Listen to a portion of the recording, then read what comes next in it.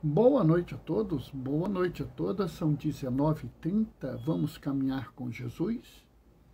Bom, estamos de volta, né? Fazendo as atividades de sempre, nas correrias de sempre,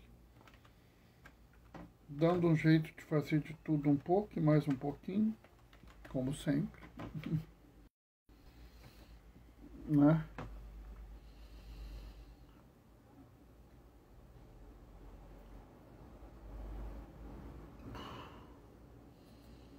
Mas é assim mesmo, as coisas da vida da gente é tudo doido mesmo, né? O que vale é que a gente está conseguindo fazer. Isso é que é importante. O resto, a gente dá um jeitinho, né?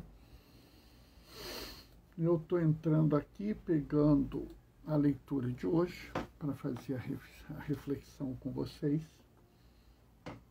né? Já já a gente começa.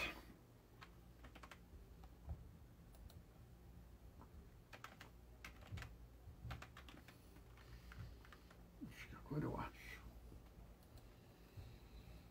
Né? Vamos, enquanto isso eu vou esperando dar os 35 minutos, nosso tempo esperado para a gente poder...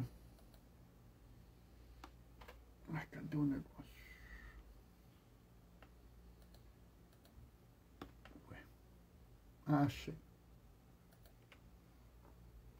Pronto. Tá aqui. Tudo resolvido.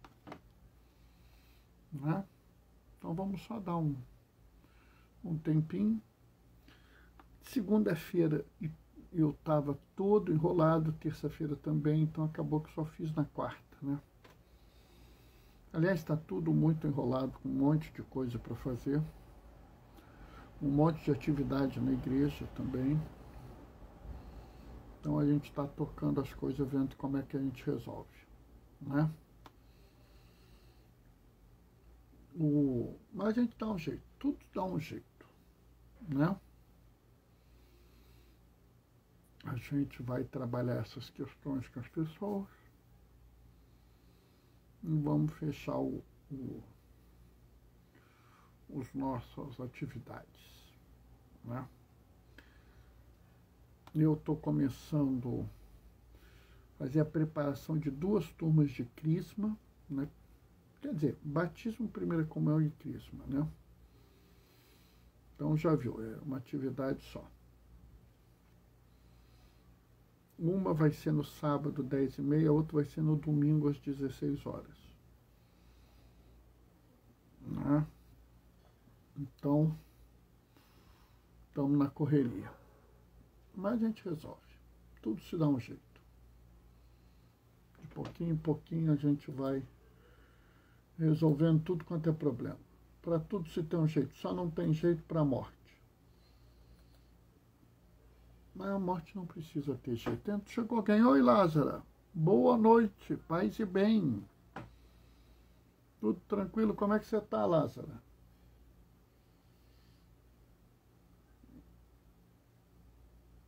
Eu estou aqui, está dando algum problema aqui na minha... negócio aqui do... Mas já está vindo, está chegando. Estava achando que tinha algum problema, mas está chegando. Está com algum problema, mas vai entrar o... Entrou, agora entrou.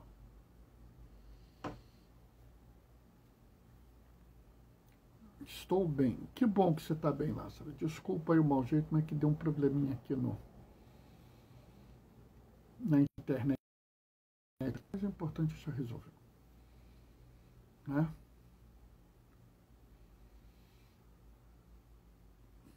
Tá, opa, já está na hora. O Senhor esteja convosco, Ele está no meio de nós. Proclamação do Evangelho de Jesus Cristo, segundo João. Naquele tempo, disse Jesus à multidão: Eu sou o pão da vida. Quem vem a mim não terá mais fome. Quem crê em mim nunca mais terá sede. Eu, porém, vos disse que vós me vistes, mas não acreditais. Todos os que o meu Pai me confia virão a mim, e quando vierem, não os afastarei. Pois eu desci do céu, não para fazer a minha vontade, mas a vontade daquele que me enviou. Esta é a vontade daquele que me enviou, que eu não perca nenhum daqueles que ele me deu, mas os ressuscite no último dia. Pois essa é a vontade do meu Pai, que toda pessoa que vê o Filho e nele crê tenha vida eterna, e eu o ressuscitarei no último dia. Palavra da salvação. Esse é o discurso do pão da vida. Essa é quando Jesus se identifica como o pão da vida. E a gente tem essa relação, né? A gente fala, né? Jesus é o pão da vida, e até tem uma musiquinha, né? O pão da vida é a comunhão. Nós temos essa relação também entre o pão da vida e a Eucaristia, né? Os nossos irmãos protestantes não têm a Eucaristia como um sacramento, mas eles também têm a partilha do pão, né? E sabe, às vezes eu tenho a impressão que as pessoas não entenderam o pão da vida, né? Do mesmo jeito que havia uma visão dos judeus da época, que eles eram o povo escolhido, existe hoje uma nova visão desse tipo. Uma visão como se o pão da vida fosse uma exclusividade para poucos. Aliás, o que tem de pessoa que é fiscal do pão da vida, né? Ah, não, se você não faz isso, você não tem acesso ao pão da vida. Se você não faz aquilo, você não pode ter o pão da vida. E a verdade, pessoal, é que Jesus, que é o pão da vida, ele já diz que as pessoas que vierem a ele não afastará. Essa visão que as pessoas têm de uma exclusividade, de uma restrição, de um limite, de uma dificuldade de acesso aos sacramentos, é uma visão absolutamente sem sentido. Ela não tem suporte na própria história da Igreja. Não tem suporte nas palavras de Jesus, né? Aqueles que vierem a mim, eu não os afastarei, porque aqueles que o meu Pai me deu, eu os ressuscitarei no último dia. Ponto. Ah, Bernardo, mas eu acho, eu penso. Então, você acha, você pensa, mas o que você acha, você pensa, não necessariamente é a verdade só porque você acha ou você pensa. Ah, não, mas eu olho para isso, eu vejo aqui a palavra da igreja. Tudo bem, é um direito seu. Boa noite, Fernando. Paz e bem. Mas tem que tomar cuidado, porque tem gente que atribui a si o direito de ser mais rigoroso que a própria igreja. Tem gente que se atribui uma possibilidade de uma fiscalização maior do que a do próprio Jesus, né? É impressionante, porque aqui Jesus fala isso. Todos os que o meu Pai me confia virão até mim, e quando virem, eu não o afastarei. Eu desci do céu. Oi, Ana Paula, boa noite, paz, bem. Como maná. Deus, quando mandou o maná, é muito interessante, porque ele fala que é o pão da vida, e ele desceu do céu. O judeu reconhece isso, é o maná, né? O maná dado ao povo no caminho à terra prometida. E o maná não foi dado só para algumas pessoas, o maná foi dado para todas as pessoas. O pão da vida é dado a todos. Bernardo, mas será que todos podem ter acesso a ele? Olha, provavelmente não. Mas não somos nós que vamos dizer isso, é a pessoa. Cabe à pessoa que recebe a instrução lá na catequese, na iniciação cristã, ela recebe uma orientação e ela segue essa orientação. Bernardo, mas eu acho que fulano não pode. Não, você pode achar à vontade, mas não é você que tem que achar. Né? Na verdade, eu acho muito interessante essa discussão. Por exemplo, eu vivo dizendo, eu não nego sacramento a quem chegar na minha fila. Se eu estiver distribuindo comunhão e chegar qualquer pessoa na minha fila, ela vai receber a comunhão. Bernardo, mas como é que você tem certeza que a pessoa está em estado de pureza? Eu não tenho, mas a pessoa julgou isso. E a gente tem que entender que a consciência da pessoa é o guardião da moral. Né? O pão da vida, né? Jesus ele não fala assim, eu sou o pão da vida. Quem vem a mim não terá mais fome. Quem crê em mim nunca mais terá sede. Olha bem, ele falou, quem vem a mim. Ele não estabeleceu uma regra. Ele não virou e falou assim, quem vem a mim, nasce naquela situação, desse, daquele jeito. Sabe, pessoal, eu fico impressionado. Nós temos coisas que as pessoas estão colocando regras que tem uma rigidez superior à rigidez da igreja. Bernardo, mas o Papa Paulo IV, Papa Paulo IV é de 200, 300 anos atrás, ele é de outro mundo, outra visão. A visão da igreja evolui. A forma de se pensar as realidades mudam. Né? E a gente tem que entender isso, porque senão a gente começa, vamos dizer assim, a exigir das pessoas coisas que não são para ser exigidas. Né? Eu fico vendo gente falando coisas que não têm o mínimo sentido. Né? E, pessoal, isso é muito grave, porque a mensagem de Jesus nunca foi uma mensagem de exclusão. Jesus aqui, por exemplo, é muito claro, aqueles que vierem, ele fala claramente aqui, né? Olha só, essa é a vontade, está aqui.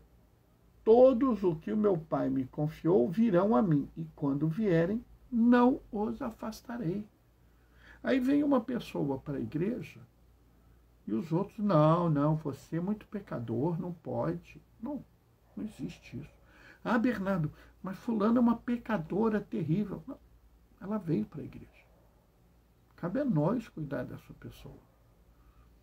Sabe, quando eu estava na faculdade, eu já tinha passado, eu já estava trabalhando na faculdade com uma bolsa, e a gente teve uma reitora que foi a Nilceia Freire. E a Nilceia Freire foi a primeira, foi a professora, foi a reitora da UERJ. A UERJ foi uma das primeiras universidades a pôr cotas no Brasil.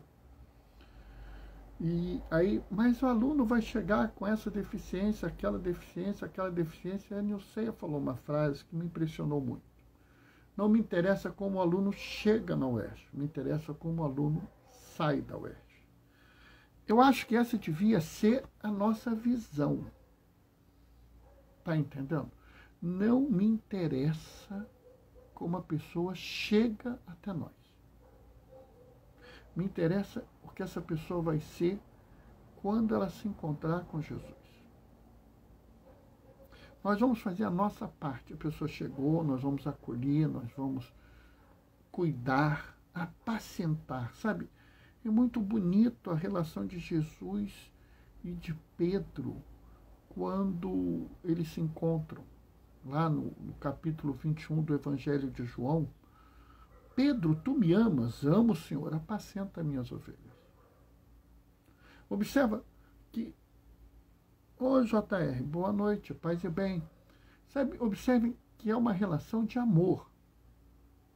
Pedro, tu me amas?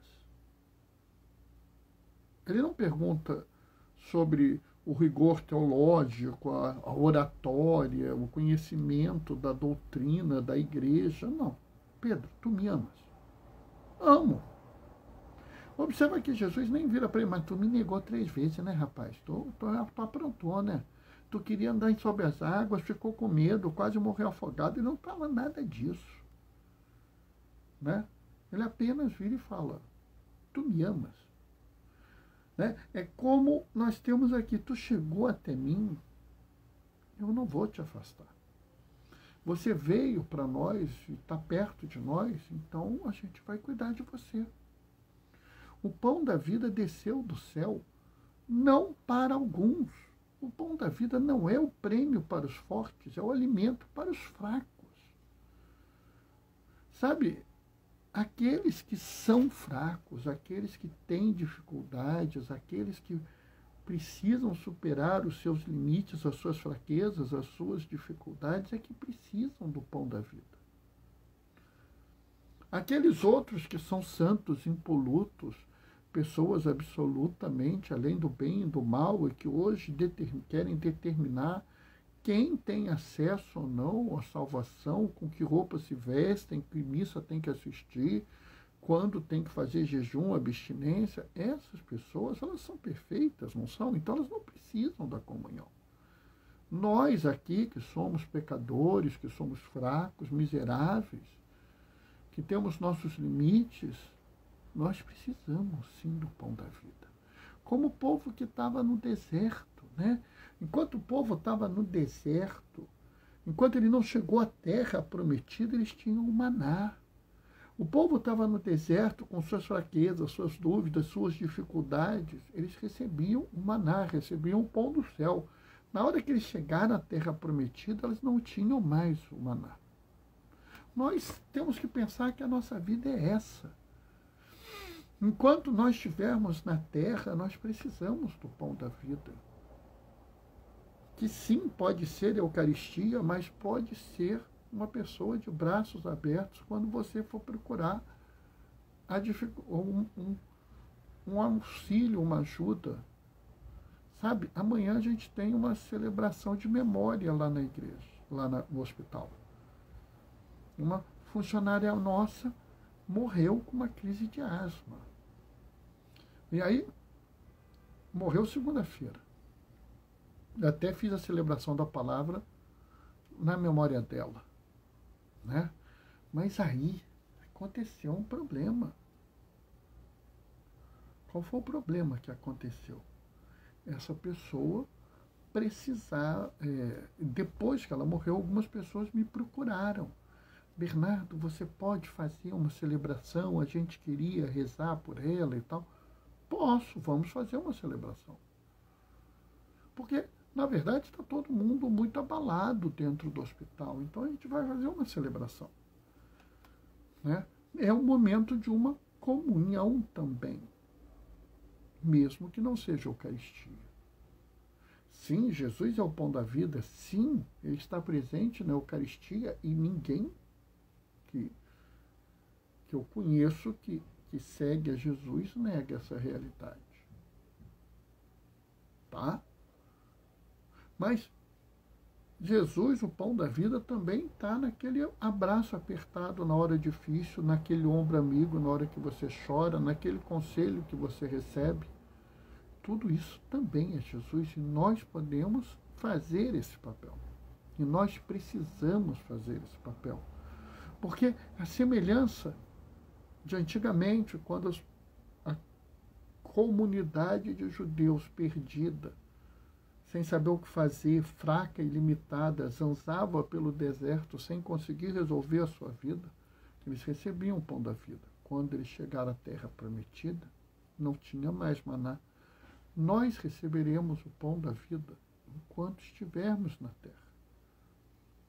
Não cabe a nós ficar aqui dizendo pode, não pode, deve, não deve, tem, não tem, tem direito, não tem direito. Não, não cabe a nós isso. Cabe a nós fazer o que Jesus disse que ele ia fazer. Aqueles que vierem até nós, e nós somos o corpo místico de Cristo, então, aqueles que vierem até Jesus, ele não os afastará. Aqueles que vierem até nós, nós não os afastaremos. Ah, Bernardo, mas como é que eu vou resolver esse caso, aquele caso? Cada caso se resolve de um jeito. É um cuidado particular. O Papa Francisco fala isso no Evangelho Gaudium, fala isso no Amoris Laetitia. Nós temos que tratar isso individualmente. Eu sei que é difícil, mas vai valer a pena. Sempre vai valer a pena caminhar com Jesus. Amém? Bom, pessoal, essa foi a reflexão de hoje. Deu para fazer num tempo bom. Hoje eu não me excedi, né?